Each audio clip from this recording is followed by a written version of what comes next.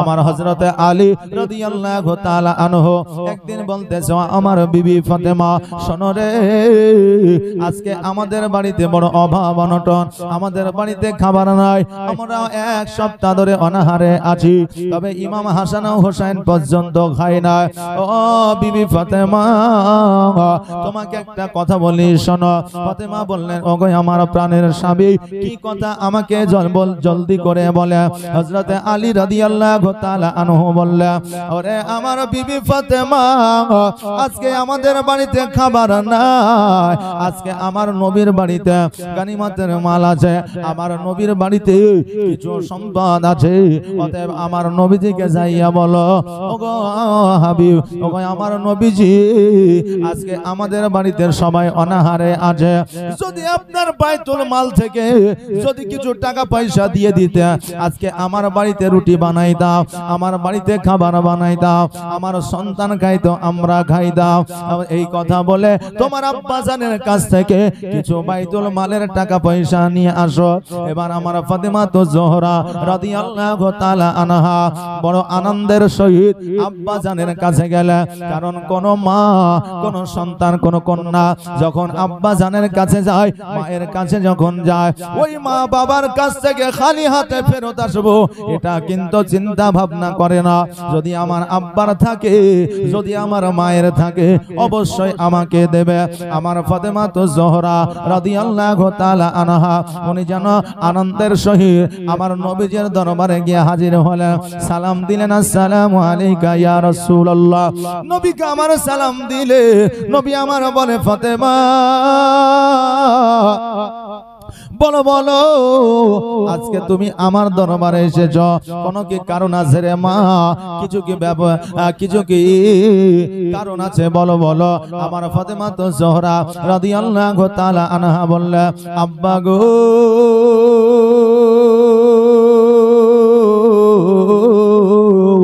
আমার বাড়িতে ইমাম হাসান ও হোসাইন অনেক দিন ধরে খানা খাই না, এক সপ্তাহ ধরে অনাহারে আছে, আমিও পর্যন্ত খানা খাই না, আমার স্বামী পর্যন্ত অনাহারে আছে। আপনার কাছে নাকি বাইতুল মালের কিছু সম্পদ আছে, টাকা পয়সা আছে, ওখান থেকে যদি কিছু আমাকে দেন, আমরা বাড়িতে নিয়ে গিয়ে খাবার রান্না করে আমরা খাবো। আমার নবীজি বললেন, ফাতেমা শোনো, এই বাইতুল মালের টাকা তোমার জন্য বরাদ্দ নয়, আমার সন্তানাদির জন্য বরাদ্দ নয়, গরিব মিসকিন এতিমদের মধ্যে বিলি বন্টন করতে হবে। অতএব ফাতেমা, এই বাইতুল মালের অংশ, টাকা পয়সা, আটা চাউল কিছুই তোমাকে দিতে পারবো না। আমার ফাতেমা তো জোহরা রাদিয়াল্লাহু তাআলা আনহা তবুও যেন মিচকি হাসি দিয়া নিজের বাড়ির দিকে চলতে আরম্ভ করলেন। কিন্তু বাবা, আমাদের যদি সাধারণ কন্যা হইতো, ওই মহিলা বলতো, আব্বা গো, আজকে একটা খাট চাইলাম, একটা শোকেস চাইলাম, একটা ফ্রিজ চাইলাম, আমাকে দিলা না, জীবনেও তোমার বাড়ি আর আসবো না। মেয়েদেরকে যদি না দেওয়া হয়, আমার মায়েরা অনেকেই বলে, আব্বা তোমার কাছে চাইলাম, তুমি দিলা না, অতএব তোমার বাড়িতে আমি আর আসবো না। রাগ করে জামাই মেয়ে আপনার বাড়ি, শ্বশুর বাড়ি আসতে চাই না। কিন্তু আমার নবীজি বললেন, ফাতেমা, এই বাইতুল মালের টাকা তোমার জন্য বরাদ্দ নাই, আমি তোমাকে দিতে পারবো না। আমার ফাতেমা তো জোহরা রাদিয়াল্লাহু তাআলা আনহা আপনার মিচকি হাসি দিয়ে ওখান থেকে বাড়িতে চলে আসলেন। এই দিকে আমার নবীজি দুই চোখের পানি ছেড়ে দিয়ে কান্দে, আল্লাহ, আজকে জান্নাতের রানী ফাতেমা খাবারের জন্য আমার কাছে এসেছিল, আমি আজকে তাকে ফিরা দিয়েছে, কোনো কিছুই দিতে পারি না। আল্লাহ গো, ওই ফাতেমা তো জোহরা রাদিয়াল্লাহু তাআলা আনহাকে আমি কি খাবার দিব, কি জিনিস দেব, আমি খুঁজে পাই না। আমার আল্লাহ তাবারাক তাআলা আমার দয়ার নবী, মায়ার নবী সাল্লাল্লাহু তাআলা আলাইহি ওয়াসাল্লামকে ডাক দিয়ে বললে, হাবিব গো, আমার ফাতেমাকে দুইটা জিনিস আমি দিলাম, এই দুইটা জিনিসের মধ্যে আমার ফাতেমা যেটা পছন্দ করবে, আমার ফাতেমা যেটা চাইবে, সেটাই আমার ফাতেমাকে তুমি দিয়ে দাও। নবী আমার গুটি গুটি পায়ে যেন চলতে আরম্ভ করলে। এবার চলতে চলতে আমার ফাতেমা তো জোহরা রাদিয়াল্লাহু তাআলা আনহার বাড়িতে পৌঁছাইলা। যেমনই পৌঁছানো বাইরে থেকে সালাম দিলেন, আসসালামু আলাইকা ইয়া আহলাল বাইত। নবী আমার বাড়ির বাইরে থেকে সালাম দিলে। আর আজকে যখন আমরা কারোর বাড়ি যাই, আমরা যখন নিজের কন্যার বাড়ি যাই, আমরা যখন নিজের বাড়িতে যাই, আমাদের সালাম আনাই, সালাম দিতে পারি না। বিবি স্বামীকে সালাম দিবে, স্বামী বিবিকে সালাম দিবে, কন্যা বাবাকে সালাম দিবে, বাবা কন্যাকে সালাম দিবে। এটাই হলো শরীয়তি নিয়ম। জোরে বলেন সুবহানাল্লাহ। এই দেখেন মেহরাব আলী 500 টাকা দান করেছে, আল্লাহ যেন দানকে কবুল করে। সকলে বলেন আমিন সুম্মা আমিন। আমার নবীজি সালাম দিলেন, বাড়ি থেকে সালামের আওয়াজ আসলো, সালামের উত্তর আসলো। আমার ফাতেমা তুজ জোহরা রাদিয়াল্লাহু তাআলা আনহা বুঝতে পারলেন এটা আমার আব্বা জানের গলা। দরওয়াজাটা খুললেন, আমার নবীজি বাড়িতে প্রবেশ করলেন। বাড়িতে প্রবেশ করার পরে আমার নবীজি বললেন, ফাতেমা আজকে তোমার বাড়িতে এসেছি, তোমার জন্য দুইটা তোফা নিয়ে এসেছি, দুইটার মধ্যে যে কোনো একটা তুমি নিতে পারো। আমার আল্লাহ তাবারাক তাআলা তোমার জন্য বরাদ্দ করেছে। আমার ফাতেমা বললেন, আব্বা গো আজকে আমার আল্লাহ তাবারাক তাআলা কি দিয়েছে, কি তোফা দিয়েছে একটু বলেন। বলে আমার যেইটা পছন্দ হবে আমি সেইটাই নিয়ে নিব। আমার দয়ার নবী মায়ার নবী সাল্লাল্লাহু তাআলা আলাইহি ওয়াসাল্লাম বললেন, ও ফাতেমা শোনো রে, একটা তোফা হলো তুমি চাইলে তোমাকে গানিমতের মাল, তুমি চাইলে তোমাকে বাইতুল মাল আজকে আমার আল্লাহ তাবারাক তাআলা দেওয়ার জন্য বলেছে। আরেকটা তোফা হলো আমার আল্লাহ তাবারাক তাআলা তোমাকে তাসবিহ দিয়েছে। আল্লাহু আকবার, আল্লাহু আকবার, আল্লাহু আকবার। এই তাসবিহটা আমার আল্লাহ তোমাকে দিয়েছে, এই তাসবিহটা তোমাকে গুনতে বলেছে। আমার ফাতেমা রাদিয়াল্লাহু তাআলা আনহা বলে, আব্বা গো আমার গানিমতের মালের দরকার নাই, আমার বাইতুল মালের দরকার নাই। ওগো নবীজি আজকে আমার আল্লাহ তাবারাক তাআলা যেই আমাকে তাসবিহটা দিয়েছে, যে আল্লাহু আকবার, আল্লাহু আকবারটা দিয়েছে, আমি ফাতেমা ওটাই চাই, জগতের খাবার আমার চাই না। জোরে বলেন সুবহানাল্লাহ।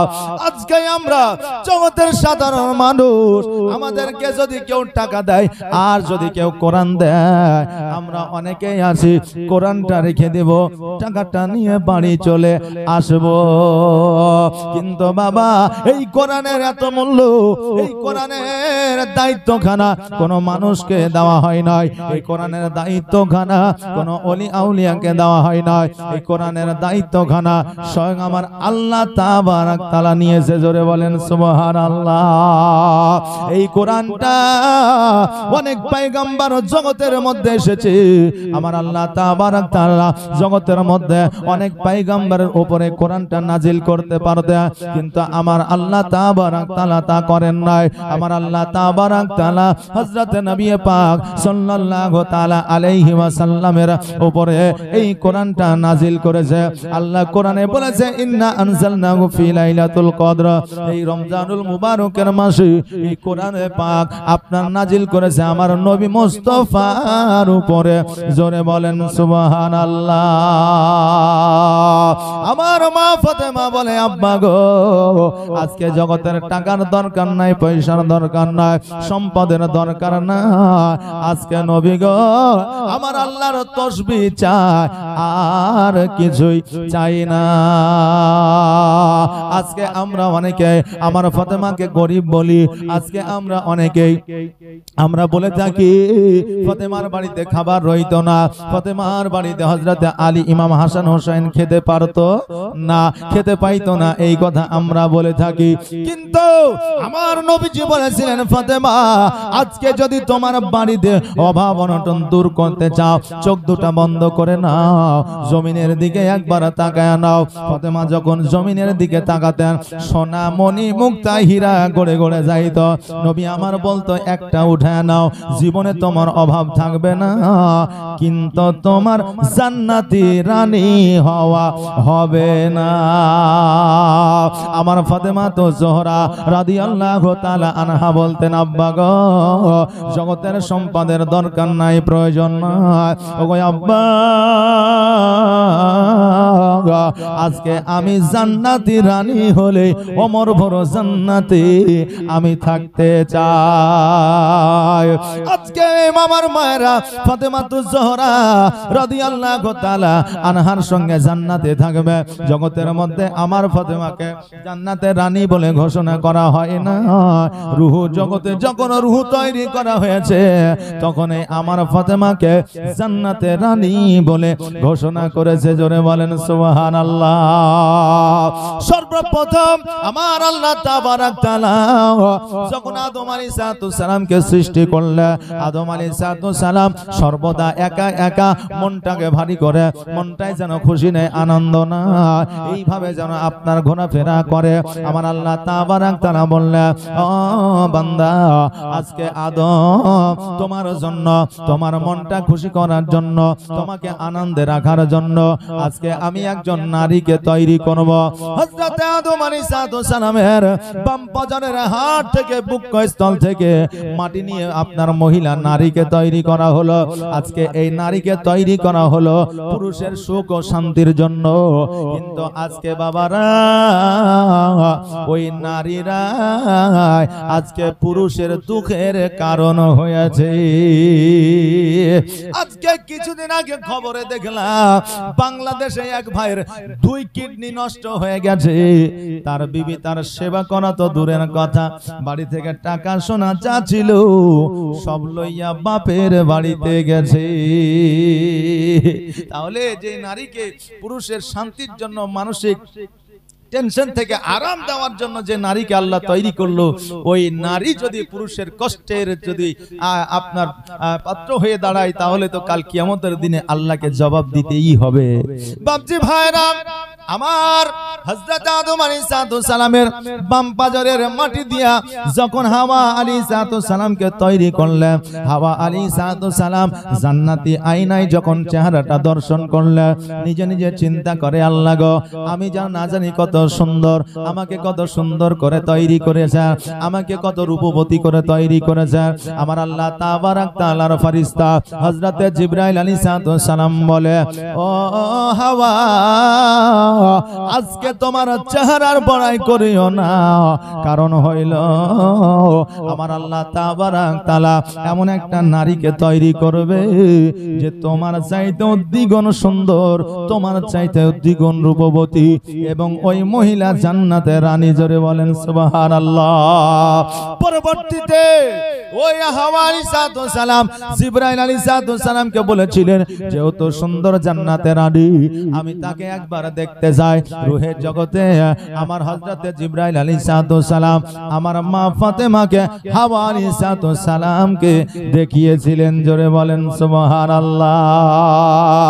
ওই মা ফাতেমা রাদিয়াল্লাহু তাআলা আনহা জগতের মধ্যে আজকে সোনা দানা মণি মুক্তা হীরা কিছুই নাই না, কিন্তু সর্বদা আমার আল্লাহ তাবারাক তাআলার ইবাদত উপাসনা করে জিন্দেগি পার করেছে।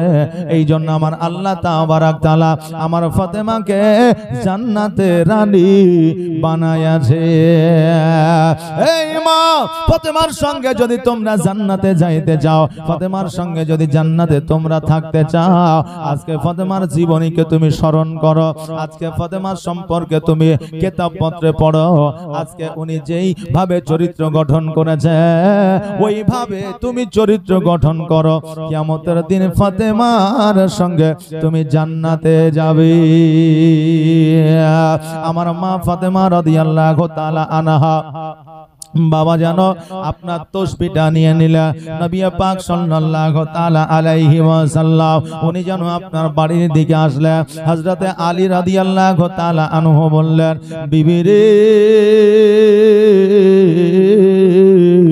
আজকে আমার শ্বশুর আব্বা আমার দয়ার নবী মায়ার নবী বাড়িতে এসেছিলেন কিছু কি খাবার দিয়ে গেছে যদি খাবার দিয়ে যায় জলদি করে রান্নাটা করো জলদি করে তুমি রুটিটা বানাও ইমাম হাসান হোসেন বাচ্চা বাচ্চা তাদের মুখ দুখানা আপনার শুকায় গেছে তাদেরকে দাওয়া খেতে দাও আমার ফাতেমা বলে স্বামী গো আজকে আমার আব্বা আমাকে খাবার দিয়ে যায় নাই আল্লাহর তাসবিহ দিয়ে গেছে যেমন এই কথা বললেন আমার হযরতে আলী রাদিয়াল্লাহু তাআলা আনহু উনি যেন একবার আওয়াজ দিয়ে আলহামদুলিল্লাহ পড়লেন জোরে বলেন সুবহানাল্লাহ এ মা বোনেরা আমার বাপজি ভাইরা টাকা দিয়ে মহব্বত কিনা যায় না টাকা দিয়ে মহব্বত হয় না স্বামী স্ত্রী মহব্বত এমন হতে হবে যেই মহব্বতের কারণে আমার আল্লাহ তাবারাক তাআলা কাল কিয়ামতের দিনে হুরের পরিবর্তে হুরের মতো চেহারা পাওয়ার দিয়া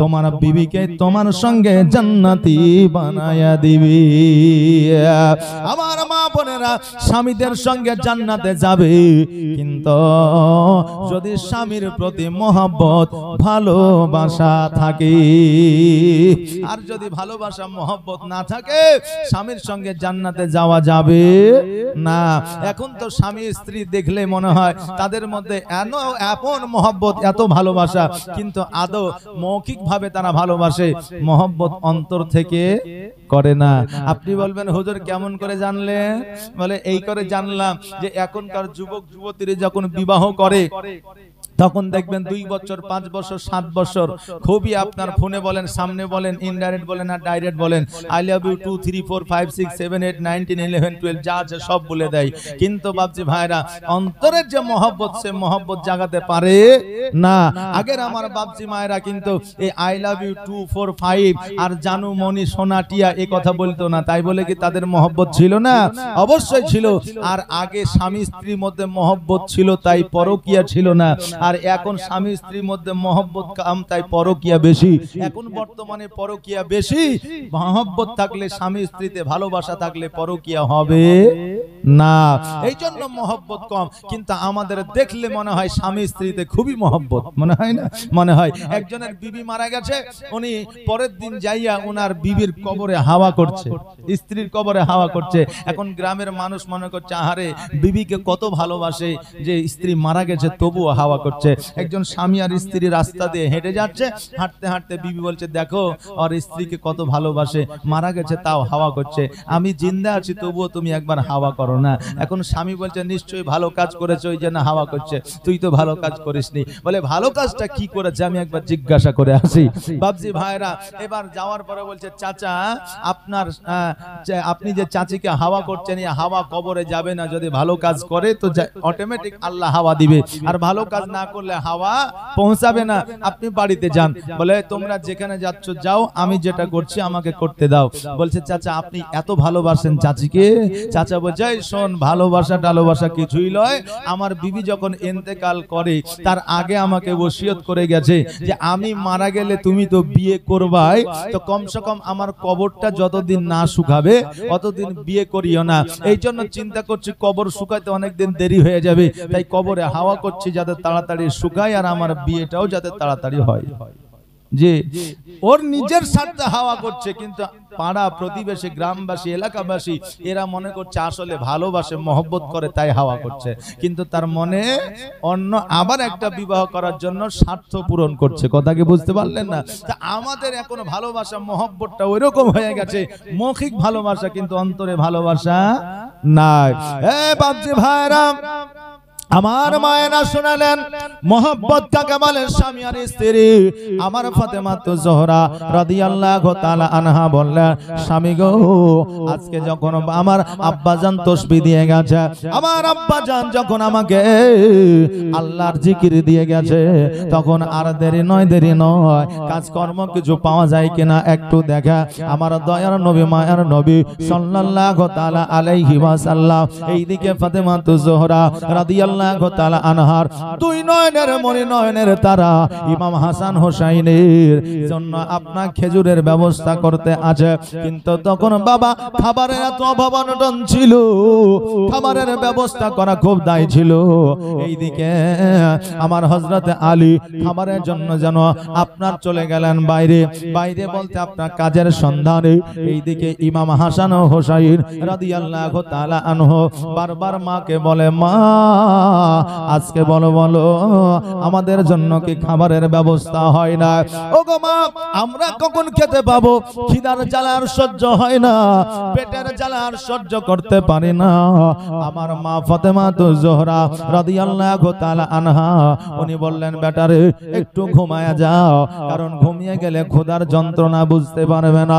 তোমার আব্বা কাজে কর্মে গিয়েছে, নিশ্চয়ই কাজকর্ম পাবে, আর কাজকর্ম যদি পেয়ে যায় তোমাদের জন্য খাবার নিয়ে আসবে। হোসেন বলে, মা ওগো মা, এত ক্ষুধা লেগেছে, এত পেটে যন্ত্রণা, ঘুম যেন আসে না। আমার মা ফাতেমা রাদিয়াল্লাহু তাআলা আনহা দুই সন্তানকে ঘরের মধ্যে নিয়ে গেলেন। নিয়ে যাওয়ার পরে দুই সন্তানকে দুই জাং মুবারকের উপরে নিলেন। আর আমার মা ফাতেমা রাদিয়াল্লাহু তাআলা আনহা কোরআনটা যেন খুলে দিলেন। আর কোরআনটা যেন খুলে দেওয়ার পরে কোরআন পড়া শুরু করে দিলেন। আর কোরআন পড়া যেমনই শুরু হয়ে গেল, আমার ইমাম হাসান হোসাইন ওই কোরআন তেলাওয়াত শুনতে শুনতে যেন নিদ্রায় চলে গেলেন। জোরে বলেন সুবহানাল্লাহ। এখন বর্তমানে বাচ্চাদেরকে ওই শিক্ষা দেওয়া হয় না, কোরআন তেলাওয়াত শিক্ষা দেওয়া হয় না, কোরআন তেলাওয়াত শোনানো হয় না। এখন বর্তমানে বাচ্চাদেরকে মোবাইল দিয়ে দেওয়া হয়। এই জন্য এখন 5 বছর 6 বছর 4 বছরের বাচ্চারা এমন অভ্যস্ত হয়ে গেছে মোবাইল ছাড়া খাবার পর্যন্ত খায় না। এখন বাচ্চা মোবাইল দেখছে আর মা বলছে, বেটা খেয়ে নাও। মোবাইল থেকে চোখ সরছে না, কিন্তু মুখ সরছে, বলে মুখে খাবার দিয়ে দাও, আমি কার্টুন বা আমি মোবাইল দেখতেই থাকি। বাচ্চারা এত মোবাইলের ভক্ত। মোবাইলের ভক্ত হবে না কেন? এখন আমার মায়েরা যখন গর্ভবতী হয় তখন ওই মা আপনার সময় পাস করার জন্য, টাইম পাস করার জন্য কি করবে? টিভি দেখে, মোবাইল দেখে, সিরিয়াল দেখে, শুয়ে দেখে, বসে দেখে, দুপুরে দেখে, সকালে দেখে, বিকালে দেখে। ওই মা গর্ভে সন্তান নিয়ে একবার আল্লাহ বিল্লাহ করলো না, গর্ভে সন্তান নিয়ে একবার কোরআন তেলাওয়াত করলো না। আচ্ছা বলেন, ওই সন্তান দুনিয়াতে আসার পরে কি কোরআন শুনতে চাইবে? যে চাইবে? আমার নবীজি বলেছেন, একজন সন্তান যখন মায়ের গর্ভে থাকে, সন্তানের কানটা মায়ের কানটা সন্তানের কান হয়। মা শুনলে সন্তান শোনে। সন্তানের আপনার মায়ের খাবারটা সন্তানের খাবার, মায়ের নিঃশ্বাসটা সন্তানের নিঃশ্বাস। অতএব বাবাজি ভাইরা, জগতের মধ্যে আসার পরে সন্তান গর্ভে থাকে আর যেটা শুনতে পায় সেটাই যেন আপনার শুনতে চায়। দেখবেন বাবা, এখন মৌলানার কাছে নিয়ে গিয়ে কান্না দূর হয় না, কত ফুক দেয়, কত গ্যাসের ওষুধ খাওয়ায়, কত আপনার নিউ 15 খাওয়ায়, কিন্তু কান্না বন্ধ হয় না। যখন মোবাইলে মিউজিক জুড়ে দেওয়া হয়, বাচ্চার অটোমেটিক কান্না বন্ধ হয়ে যায়, কারণ মায়ের গর্ভে ওই আপনার মোবাইলের মিউজিক শুনেছে, জগতে আসার পরে ওটাই শুনতে চাইছে। বাবা, প্রমাণ প্রমাণ হলো এটাই।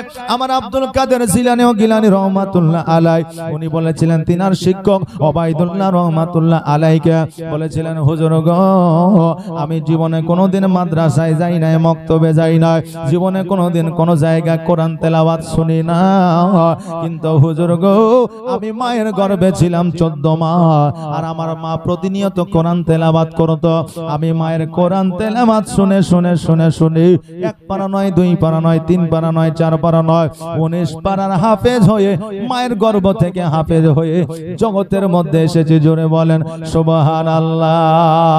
আল্লাহর সেরা সংবিধান 30 পারার যে কোরআন আমল করে যে ইনসান সে হয় কামিলে ঈমান। মা কোরআন পড়ে সব সময় মায়ের বুক ভিজে যায় কান্নায়। গর্ভেতে 10 মাসেতে চুপি চুপি কোরআন শুনে যায়। কি কোরআনের তাসের, কি কোরআনের তাসের মোর আব্দুল কাদের। আর গর্ভেতে হাফেজ 19 পারার ঘুমিয়ে যারে লাল আমার কিছু নাই তোকে দেবার। ও বাবা যে ভাইরা, আজকে মায়ের গর্ভে সন্তান যখন থাকবে, মা যদি চুরি করে ওই চুরি করা অভ্যাস ওই সন্তানের থেকে যাবে। মা যদি মিথ্যা বলে ওই সন্তানের মিথ্যা বলা অভ্যাস থেকে যাবে। মা যদি আপনার গান বাজনা শুনে ওই সন্তানের গান বাজনা শোনা অভ্যাসটা থেকে যাবে। অতএব বলবো মা রে, গর্ভে যখন সন্তান থাকবে অন্যায় কাজ করবে না, জীবনে কোনোদিন গান বাজনা শুনবে না। আল্লাহ যেন তৌফিক ইনায়াত করে, সকলে বলেন আমিন। আমার মা ফাতেমা কোরআন তেলাওয়াত করে ইমাম হাসান হোসেনকে যেন ঘুম পাড়ায়া দিলেন। এইদিকে আমার হযরতে আলী রাদিয়াল্লাহু তাআলা আনহু উনি যেন বাবা বাড়ির দিকে আসলেন। আসার পরে কিছু জয়ের আটা নিয়ে আসলেন, ইমাম হাসান হোসেনকে যেন আপনারা খাওয়ালেন। সকালবেলা আমার ইমাম হাসান হোসেন বাড়ির সম্মুখে 2 ভাই যেন আপনার খেলাধুলা করতেছে। আর ওই খেলাধুলা করতে করতে ইমাম হোসেন যেন একটু লক্ষ্য করলো একজন মানুষ আপনার ঘোড়ার পিঠে চেপে সম্মুখ দিয়ে চলে যাচ্ছে। হোসেন বলছে, ভাই হাসান, এই যে পশুটার উপরে চেপে আছে এই পশুটা কি, আর এর পিঠে চাপলে কি বড় মজা পাওয়া যায়?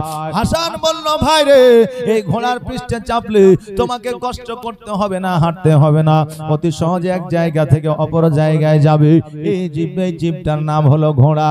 ও ভাই, আজকে এই ঘোড়ার উপরে চাপলে বেশ মজা পাওয়া যায়। হোসেন বলল, ভাই রে, আজকে আমি এই ঘোড়ার পিঠে চাপতে চাই। হাসান বলল, ভাই আজকে ঘোড়া তো দূরের কথা, আজকে আমাদের বাড়িতে সঠিকভাবে খাবার জোটে না। আজকে তোমাকে কেমন করে ঘোড়ার পিঠে চাপাবো? আজকে আমার ঘোড়া না, আমার বাড়িতে ঘোড়া নাই, আমার নানার ঘোড়া না, আমার নবীজির সাহাবীর ঘোড়া না, আমি কেমন করে তোমাকে ঘোড়ার পিঠে চাপাবো? ইমাম হোসেন রাদিয়াল্লাহু তাআলা আনহু অঝর নয়নে কান্না করতে আরম্ভ করলে, একটু যেন জিদ করলে, ভাই রে, আমি ঘোড়ার পিঠে চাপবো। যতক্ষণ পর্যন্ত ঘোড়ার পিঠে না চাপবো ততক্ষণ পর্যন্ত আমার কান্না বন্ধ হবে না। হাসান ভাইয়ের কান্না দেখিয়া হাসানও যেন কান্না করতে আরম্ভ করেছে। আমার নবী পাক সাল্লাল্লাহু তাআলা আলাইহি ওয়াসাল্লাম উনি যেন বাবা ওই রাস্তা দিয়ে মসজিদের দিকে অগ্রসর হয়েছে। দূর থেকে দেখছে ইমাম হাসান ধুলোর মধ্যে গড়াগড়ি দিয়ে কান্দে, ইমাম হোসেন ধুলোর মধ্যে গড়াগড়ি দিয়ে কান্দে। নবী আমার ছুটতে ছুটতে যাইয়া আমার নবীজি ইমাম হাসান হোসেনকে বুকের মধ্যে জড়ায়া ধরেছে। আরে বাবা, যাদের নাতি আছে নাতনি আছে তারাই জানে নাতি নাতনির উপরে কতটা মায়া দয়া। কারণ নাতি নাতনিকে নানারা বেশি ভালোবাসে, আর নাতি নাতনিকে ভালোবাসা, আদর, যত্ন, স্নেহ, মায়া, মমতা দেওয়া, এটা হলো আমার নবীর সুন্নাত। জোরে বলেন সুবহানাল্লাহ। এখন তো নাতি নাতনি আপনার বাড়িতে প্রবেশ করার একটা মেশিন, একটা যন্ত্র হয়ে গেছে, তাই না? আপনার সন্তান বা আপনার মেয়ে যখন লাভ ম্যারেজ বিয়ে করে, বাপ মা মুখটাকে হুম করে থাকে বলে এই বিটিকে বাড়িতেও তুলবো না আর এই বেটাকে বাড়িতে তুলবো না, এই কথা বলে 1 বছর পর্যন্ত বিটি জামাই হয়তো খালার বাড়ি, ফুপুর বাড়ি, মাসির বাড়ি, চাচার বাড়ি এই দিকে থাকে। যখনই একটা লাতি বা লাতিন হয় তখন ফোন করে বলে, আব্বা তোমার নাতনি হয়েছে, দেখতে ফুটফুটে টুপিটা খুব সুন্দর। হ্যাঁ, তখন বলে তোদের লাগে তো আমি তোদেরকে বাড়িতে তুলবো না, কিন্তু যদি তোদের বাড়ি আসতে হয় তাহলে আমার নাতনিকে নিয়ে আয়। মানে নাতির জন্য ছেলেকে বাড়িতে তুলছে, কথা বুঝলেন না? তো এরা এখন বাড়িতে উঠার একটা যন্ত্র, কথা বুঝলেন? হ্যাঁ বাবা, দাদু দাদি, নানা নানি নাতনি পোতাকে একটু বেশি ভালোবাসে। এবার বাবা নে ভাইরা একটু বলে যায়, আমার নবীজি বুকের মধ্যে জড়ায়া ধরেছে। জড়ায়া ধরার পরে আমার নবীজি বলতেছে, ও হাসান হোসাইন, তোমরা কি দুই ভাই কোন রকম মনোমিলন করেছ? দুই ভাই কি তোমরা কোন রকম ঝামেলা করেছ? ইমাম হাসান বলল, নানা গো, আজকে হোসাইনের সঙ্গে ঝামেলা তো দূরের কথা, আমি হোসাইনকে এত ভালোবাসি না, না চোখ পর্যন্ত রাঙাই না। জোরে বলেন সুবহানাল্লাহ। ও গো নানা, আজকে ইমাম হোসাইনের কান্নার কারণে আমি ইমাম হাসান কাঁদতেছি। নবী আমার বলছে, হাসান হোসাইন কেন কান্দে? আমার হাসান বলতেছে, নানা গো, ঘোড়ার পৃষ্ঠে চাপবে বলে কান্দে। আমাদের তো ঘোড়া নাই, কেমন করে ঘোড়ার পৃষ্ঠে চাপাইব? আমার হোসাইন ঘোড়ার পৃষ্ঠে চাপবে বলে জেদ করেছে। আমার নবীজি মুচকি হাসি দিয়া বলে, হোসাইন আর কাঁদিও না, কাঁদিও না, কারণ তোমার জন্য তোমার বাড়িতে একটা ঘোড়া আছে। হোসাইন মুচকি হাসি দিয়া বললে, নানা গো, আজকে আমাদের বাড়িতে ঘোড়া আছে। কই আগে তো কোনোদিন বলো না, আমি তো কোনোদিন দেখি না। ঘোড়াটা কেমন ঘোড়া, কেমন ঘোড়া দেখব? নবী আমার মুচকি হাসি দিয়া বলে, হোসাইন রে, আজকে এই যে ঘোড়ার কথা তোমাকে আমি বলেছি, এই ঘোড়ার চারটা পানা, এই ঘোড়ার লাগাম না, এই ঘোড়া কথা বলে যে ঘোড়াটা আর জগতের অন্য কেউ নয়, আমি তোমার জন্য ঘোড়া। জোরে বলেন সুবহানাল্লাহ।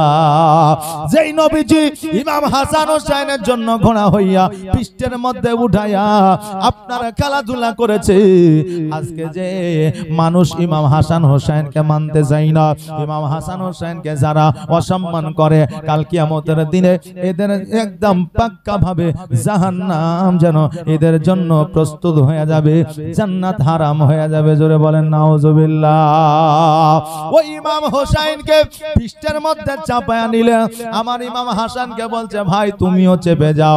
হাসান একটু বড়, হাসান একটু লজ্জা লজ্জা মনে করে। আমার নবীজি বললেন, হাসান রে, আজকে আমার পৃষ্ঠে চেপে যাও। আজকে পৃষ্ঠে তুমি যদি না চাপো, এই সুযোগ আর পাইবা না। আর আমার পৃষ্ঠে চাপা একটা ভাগ্যের ব্যাপার। ইমাম হাসানও যেন চেপে গেল। হোসেন বলতেছে, নানা গো, ওই লোকটা ঘোড়ার পৃষ্ঠে ছিল, হাতে একটা দড়ি ছিল, লাগাম ছিল, কিন্তু আমার ঘোড়াতে তো নাই। আমার নবীজি বলছে, হাসান তুমি বড় হইতে পারো, কিন্তু তোমার চাইতে বুদ্ধি জ্ঞানে বেশি হলো হোসাইন। কারণ হোসেন ঘোড়ায় কোনোদিন চাপে না, কিন্তু ঘোড়ার লাগাম থাকে এটা জানে। আমার নবীজি বলতেছে, হোসাইন আজকে আমার কাছে তো লাগাম নাই রে ভাই, তবে আমার পেছনে যে চুলগুলো আছে, ওই চুলগুলো ধরে টান দাও, ওটাই তোমার জন্য লাগাম। ওগো দিবানা হইয়া ডাকি তোমায়, সারা আদাও না গো একবার।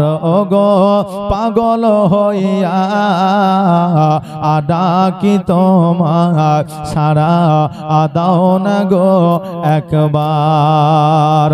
আর প্রথম যেদিন আসিলে ভাবে, আর জিন্ন ইনসা দরুদ পড়ে কত গৌরবে। আর প্রথম যেদিন আসিলে ভাবে, আর জিন্ন ইনসা দরুদ পড়ে কত গৌরবে।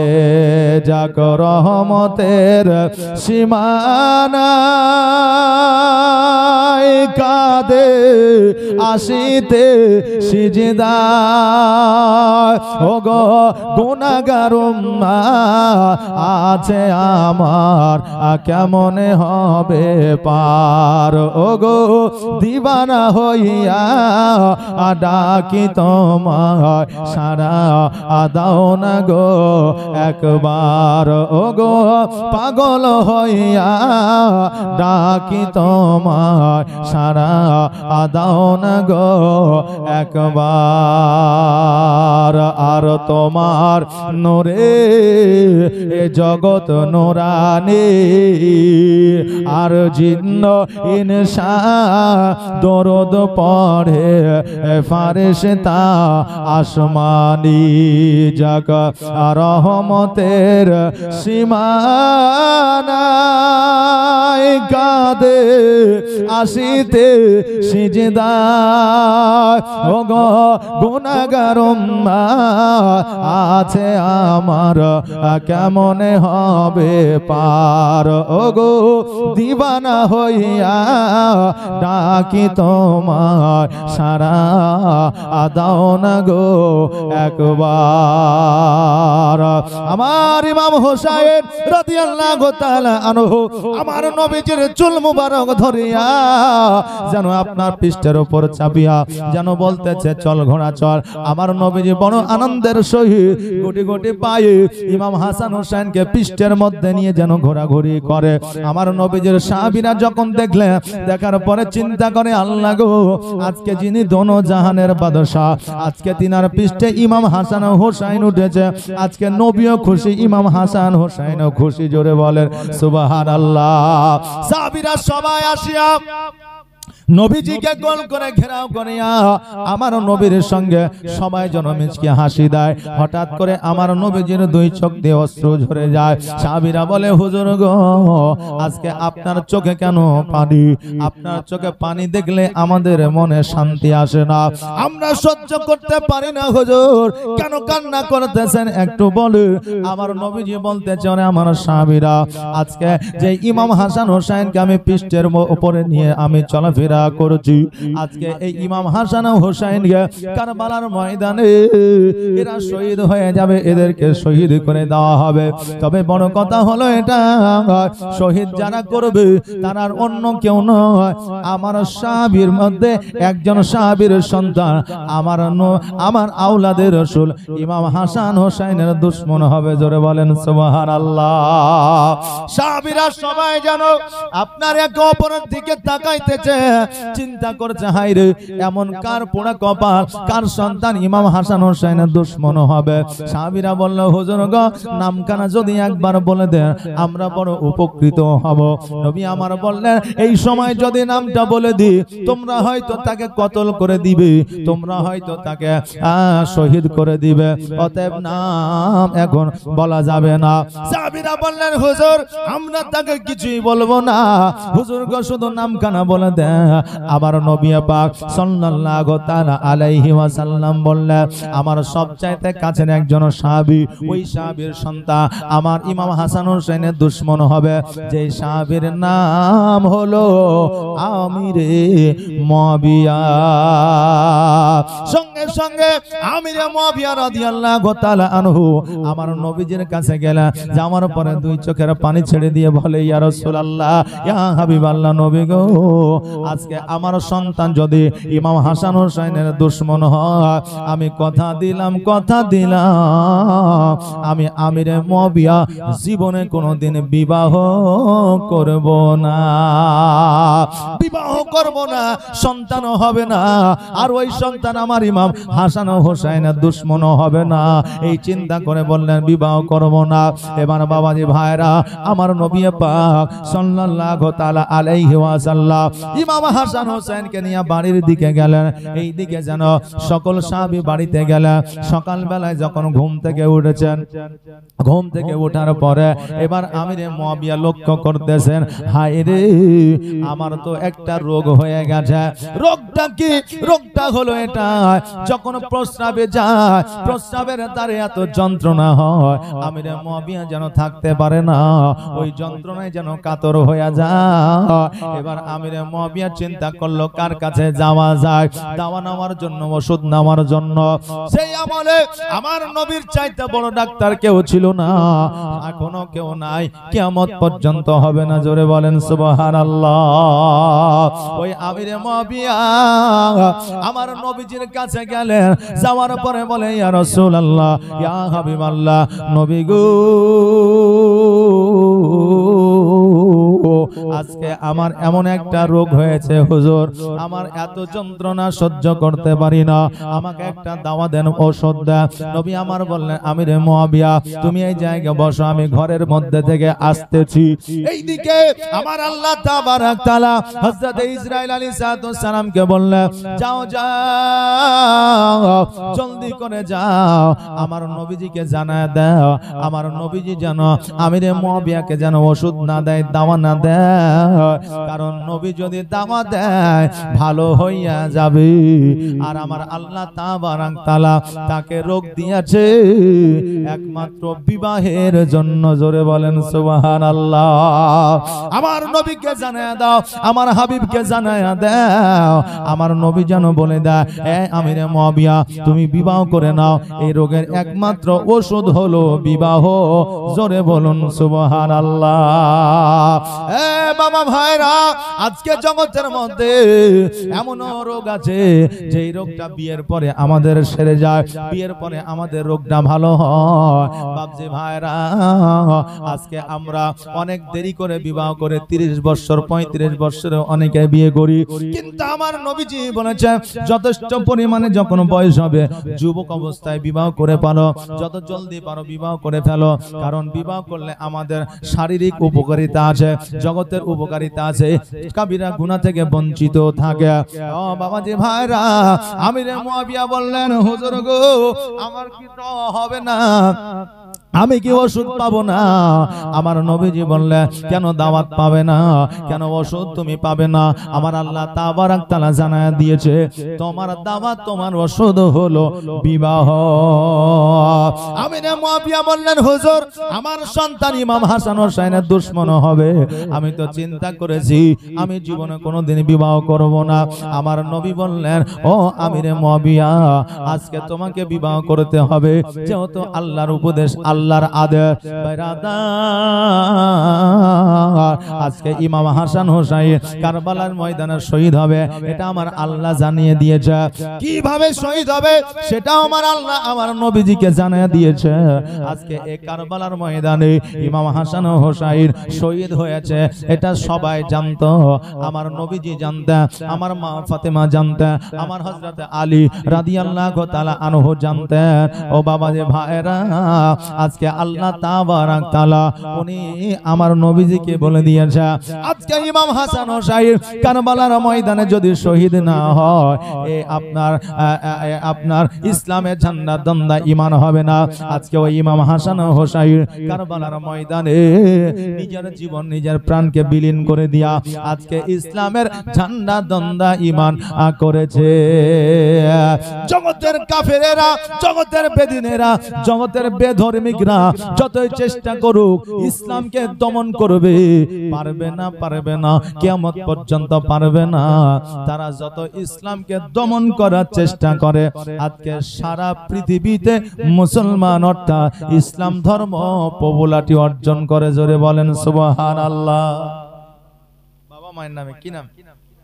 জি, এই দেখেন শুক্রবারে মারা গেছে, বাবা মায়ের নামে 500 টাকা দান করেছে। আল্লাহ যেন দানকে কবুল করে উনার বাবা মাকে যেন জান্নাতবাসী করে। সকলে বলেন আমিন সুম্মা আমিন। এই আমার বাবাজি ভাইরা, একটু শুনে নেন, জানালে আমার ওই আমিরে মুআবিয়া রাদিয়াল্লাহু তাআলা আনহু নবীজিকে বললেন, হুজুর গো, তুমি কি আমাকে বিবাহ করতে হবে? বলে হ্যাঁ, করতে হবে। আজকে আমার নবী পাক সাল্লাল্লাহু তাআলা আলাইহি ওয়াসাল্লাম আমিরে মুআবিয়াকে বিবাহের কথা বললেন। ওই বিবাহের কথা বলার পরে আমিরে মুআবিয়া বাড়িতে আসলে, আসার পরে চিন্তা করে, আল্লাহ গো, আমি বিবাহ করব, কিন্তু আমার সন্তান হইলে ইমাম হাসান হোসেনের দুশমন হবে।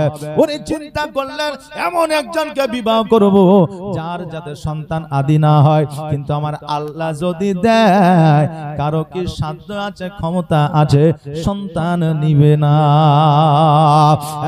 বাবা বাবাজি ভাইরা, আমার আমিরে মুয়াবিয়া চালাক করে এমন একজনকে বিবাহ করলেন, 60 বছরের ঊর্ধ্বের একজন মহিলাকে বিবাহ করলেন।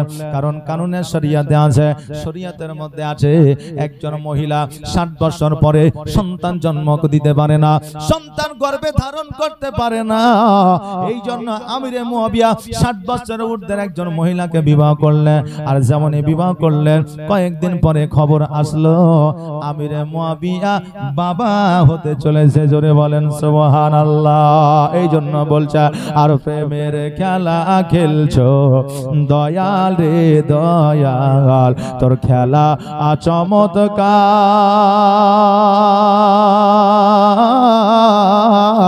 আর না পাকে মানুষ বানায়া আমি লাই সবা যার রে।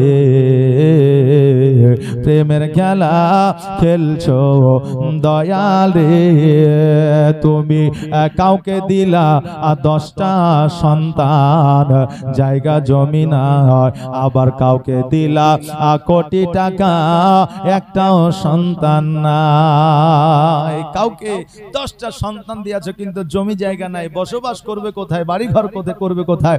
আর কাউকে কোটি কোটি টাকা দিয়েছো কিন্তু একটাও সন্তান দাও নাই। তাই বলছে, তুমি কাউকে দিলা 10টা সন্তান, জায়গা জমি নাই, আবার কাউকে দিলা কোটি টাকা, একটাও সন্তান নাই। আবার মরার পরে কাঁধে করে কবরে নামাবে কে তার রে।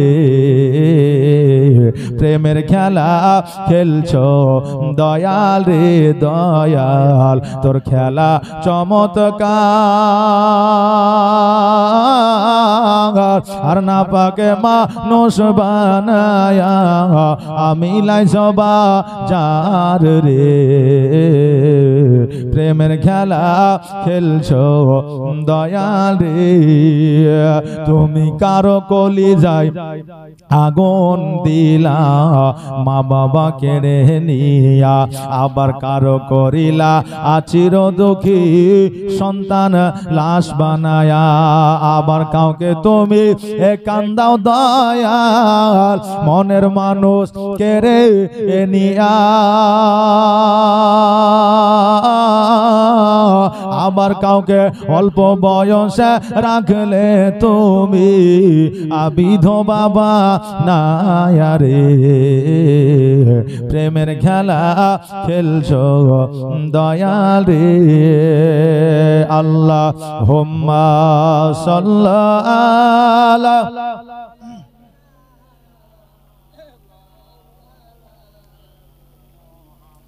ওয়া আলা আলি সাইয়্যিদিনা। ওই আমার বাবাজি ভাইরা, ওই আমিরে মুয়াবিয়ার সন্তানই হয়েছিল আমার নবীজির, আপনার বংশের আমার নবীজির আওলাদের ইমাম হাসান হোসেনের দুশমন। কিন্তু বাবারা, ওই আমিরে মুয়াবিয়ার সিংহাসন ছিল না। অনেকেই বলে আমিরে মুয়াবিয়ার সিংহাসনের জন্য ইমাম হাসান হোসেন যুদ্ধ করেছে, কিন্তু না না না, আমার ইমাম হাসান হোসেনের সিংহাসন ছিল, আমিরে মুয়াবিয়ার ছিল না। যখন ইমাম হাসানকে যখন সিংহাসনের দায়িত্বটা দেওয়া হলো, আপনার মাস কোন রাবি বর্ণনা করেছে 6 মাস, কোন রাবি বর্ণনা করেছে 4 মাস।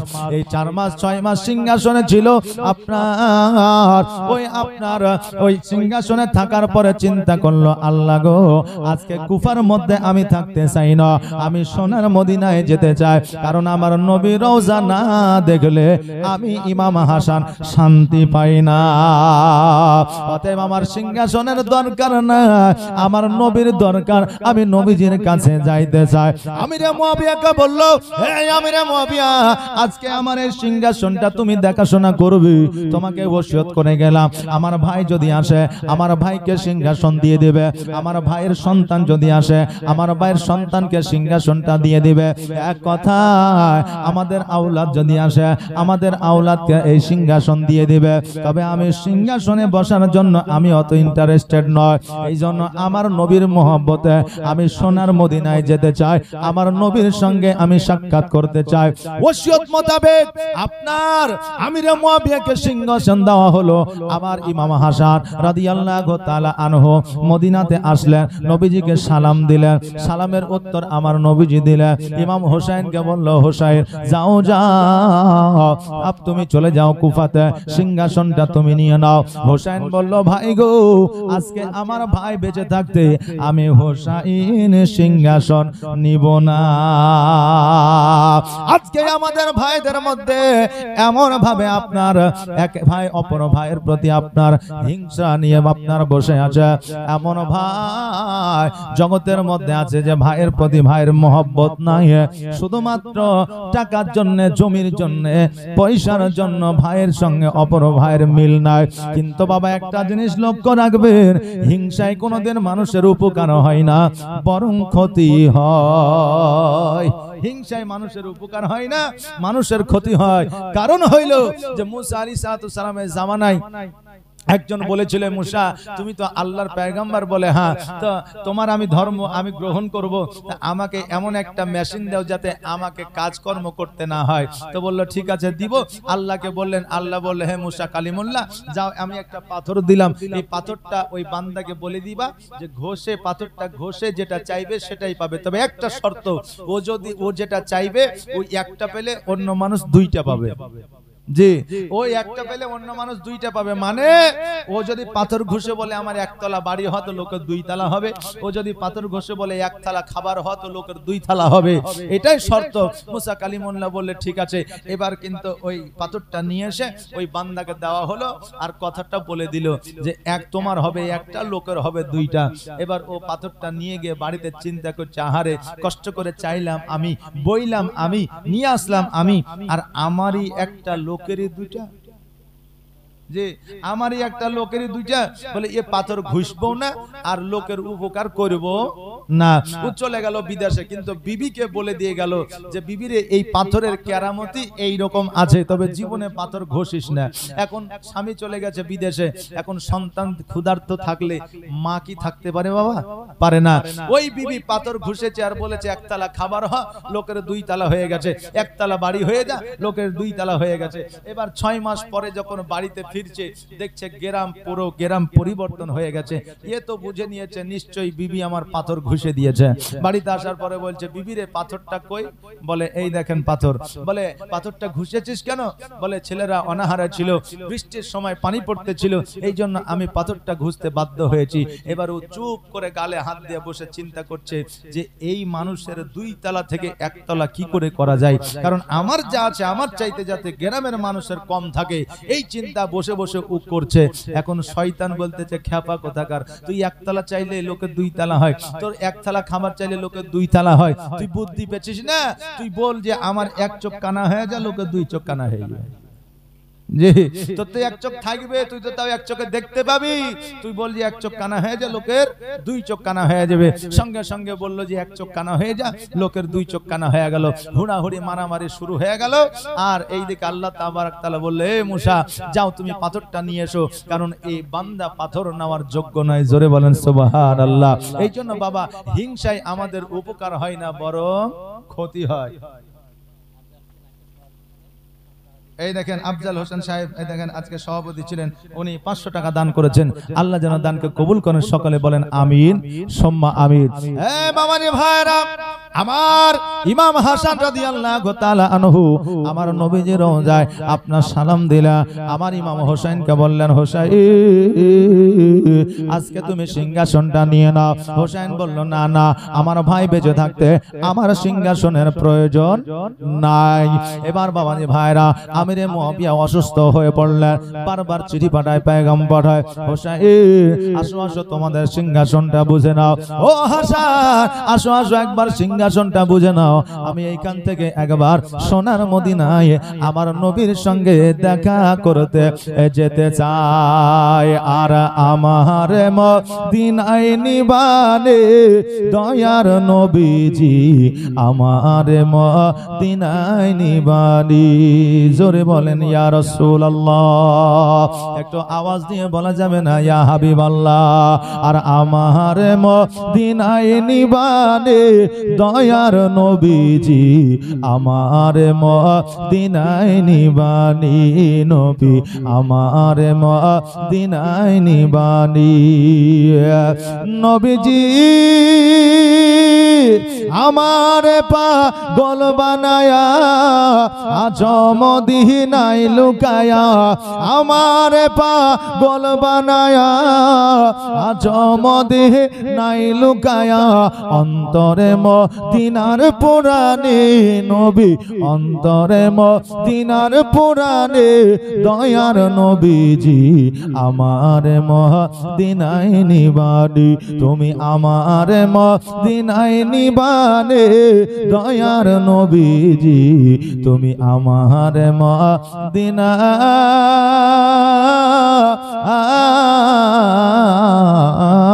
নিবানি।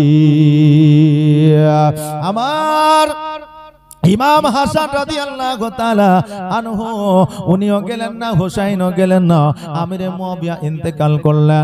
এইদিকে তার সন্তানকে ওসিয়ত করে গেলেন, বলে সন্তান রে, আজকে সিংহাসনটা নবীর আওলাদ যদি আসে নির্দ্বিধায় এই সিংহাসনটা তুমি দিয়ে দিবা। কিন্তু সিংহাসনের প্রতি ইয়াজিদের মায়া হয়ে গেল, ইয়াজিদের লোভ হয়ে গেল।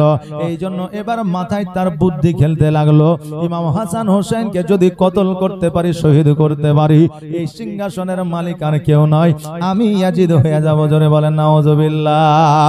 এই বুদ্ধি তার মাথায় চলে আসলো। ইমাম হাসান রাদিয়াল্লাহু তাআলা আনহুকে আপনার বিবির হাত দিয়া বিষ পান করায়া শহীদ করলো।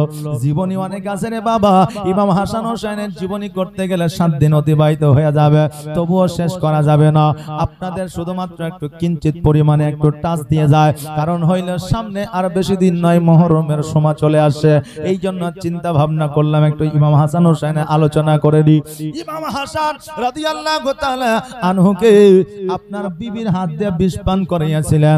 আমাদের একজন বাদশা ছিল, আল্লাহ ওয়ালা ছিলেন, যার নাম হলো হারুন আর রশিদ বলে। নাম শুনেছেন? শুনেন নাই? ওই হারুন আর রশিদ বলেছিল, বেটারে জীবনের সব কথা বিবিকে বলিও, কিন্তু মনের কথা খুলে বলিও না। এখন স্বামী চিন্তা করছে যে হায় রে, বিবি তো আমার অর্ধাঙ্গিনী, বিবি তো আমার মনের কথা শুনবে, তো আমার বাপ কেন বলে গেল যে বিবিকে মনের কথা খুলে বলিও না? একটু পরীক্ষা করতে হবে। জি, আজকে দেখবেন পরীক্ষা করবেন, বাজারে যাওয়ার পরে আপনি কিছু কিনলেন, খাইলেন, খাওয়ার পরে এসে বিবিকে বললেন যে আজকে দারুণ সুন্দর একটা ফল পেয়েছিলাম, খেলাম, খুব ভালো লাগলো। এখন বিবি বলবে না যে তুমি খেলা, যাক মোটামুটি তোমার মনের আশা তো পূর্ণ হইলো, আমিও খুশি, তুমি খুশি তো আমি খুশি, এই কথা বলবে না। আপনি এসে যখন বলবে, বলে তুমি নিজে একাই খেলা, কই আমার লেগে তো লিয়েছিলে না। জি হ্যাঁ বাবজি ভাইরা, তো হারুন আর রশিদ বললেন যে নিজের বিবিকে মনের কথা খুলে বলিও না। হ্যাঁ, এবার সন্তান চিন্তা করছে মনের কথা কেন বলবো না, কারণ ও তো আমার জীবন সঙ্গিনী, ও তো আমার অর্ধাঙ্গিনী, বলা যাবে না কেন? এর জন্য আমার বাপ বলেছে তো পরীক্ষা করা দরকার। জি, পরীক্ষা করা দরকার। হারুন আর রশিদের সন্তান একটা ছাগল কিনেছে, ছাগলটাকে কেনার পরে ওই ছাগলটাকে বন জঙ্গলের মধ্যে নিয়ে গেছে। বন জঙ্গলের মধ্যে নিয়ে যাওয়ার পরে আপনার হালাল করেছে, মাথাটাকে অর্ধেক করেছে, আর যেন ধরটাকে অর্ধেক করেছে। ধরটাকে আপনার পুঁতে দেওয়া হয়েছে, মাথাটা গামছার সঙ্গে বেঁধে নিয়ে বাড়িতে নিয়ে আসার পরে বিবিকে বলছে, বিবি রে, আমি একজন মানুষের মাথা কেটে নিয়ে এসেছি, ঘরের মধ্যে পুঁতে দে, কিন্তু এই কথা খবরদার কাউকে বলবি না। বিবি বলল, স্বামী গো, আমি যদি এখন পরকে কাউকে বলি, তোমাকে পুলিশ প্রশাসন ধরে নিয়ে যাবে, আমি তো ইতিম হয়ে যাব, আমি তো বিধবা হয়ে যাব, কষ্টটা আমারও হবে, লোকের তো হবে না, অতএব এই কথা কাউকে বলা যাবে না। ঘরের মধ্যে আপনার পুঁতে দেওয়া হলো ছাগলের মাথাটা। 4 বছর পার হয়েছে, ওই আপনার বৌমার আপনার মা বাড়িতে বেড়াতে আসেছে। দেখবেন কিছু মেয়ের সংসার আপনার পাল্টে যাওয়ার কারণ বা সংসার ভেঙে যাওয়ার কারণ কিন্তু ওই মেয়ের মায়ের চালাকির জন্য হয়। কিছু মেয়ের মায়ের চালাকির জন্য কিছু আপনার মানে মেয়ের সংসারটা ভঙ্গ হয়ে যায়।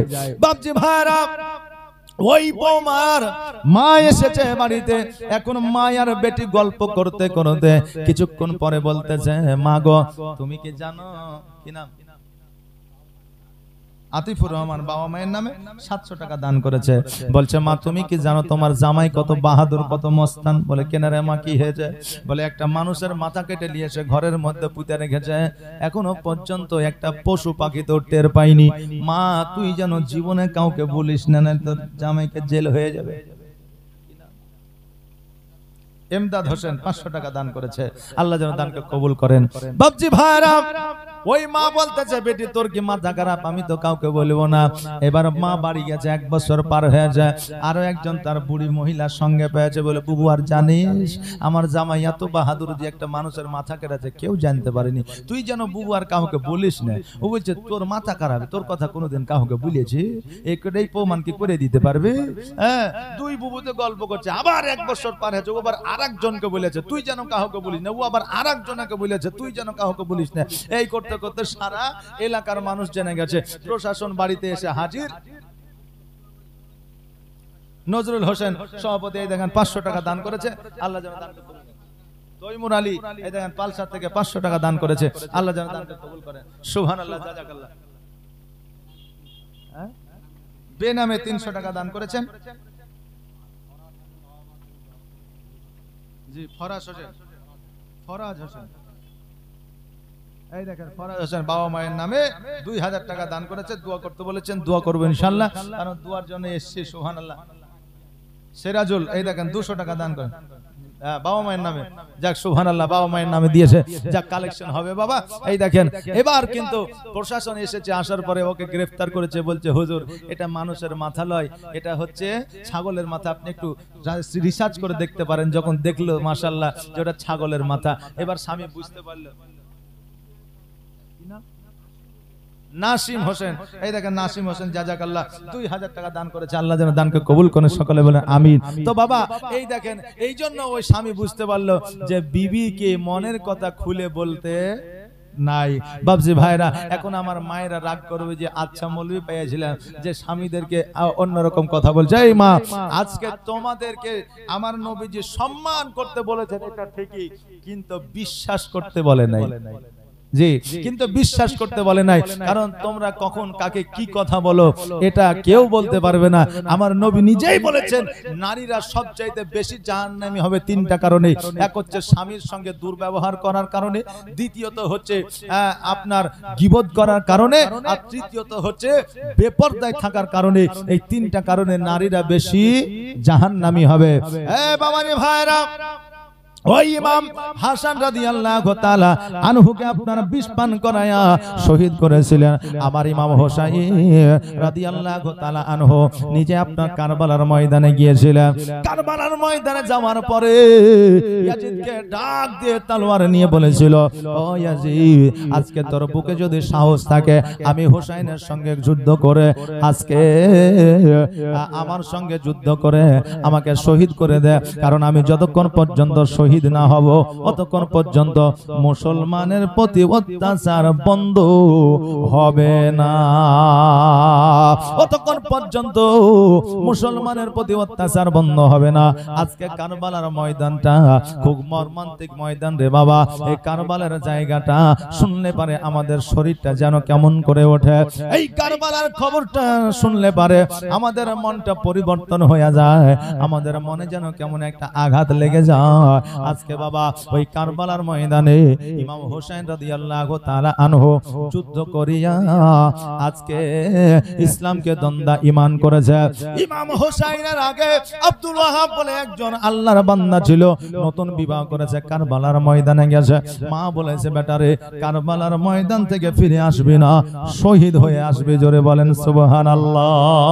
মা সন্তানের জন্য দোয়া করছে যে আমার সন্তান যেন আর ফিরে না আসে, কারবালার ময়দান ময়দানে যেন শহীদ হয়ে যায়, আর আমি যেন ওই শহীদানের মা হতে পারি। জোরে বলেন সুবহানাল্লাহ। আজকে বাবাজি ভাইরা, এই শহীদের দরওয়াজা পেতে গেলে আপনার জিহাদ করতে হয় না, যুদ্ধ করতে হয় না। আজকে কবরকে স্মরণ করলে আর আপনার এই কবরকে ইয়াদ করলে শহীদের দরওয়াজা পাওয়া যায়। জোরে বলেন সুবহানাল্লাহ। দান খায়রাত করলে নেকির আপনার অধিকারী হওয়া যায়। বাবজি ভাইরা,